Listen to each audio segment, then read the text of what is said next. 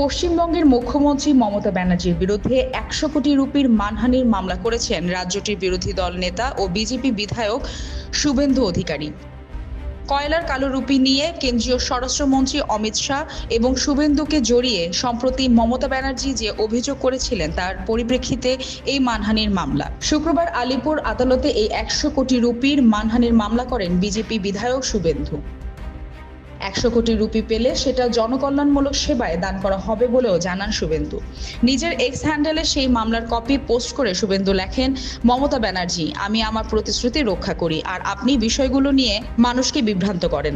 কয়লা কেলেঙ্কারিতে আমার সম্পৃক্ততার বিষয়ে আপনার জঘন্য কাল্পনিক অভিযোগ এবং তার প্রেক্ষিতে মানহানির নোটিশের প্রতি আপনার প্রতারণামূলক নীরবতা কোনোভাবেই আপনাকে এই পরিস্থিতি থেকে মুক্তি পেতে সাহায্য করবে না।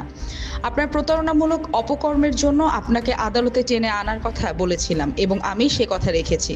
আজই আপনার বিরুদ্ধে একটি মামলা দায়ের করেছি। দয়া করে আপনি অভিজ্ঞ আইনজীবীদের সঙ্গে দ্রুত যোগাযোগ করুন, না হলে আপনাকে অবিলম্বে ১০০ কোটি রুপি ক্ষতিপূরণ দিতে হবে।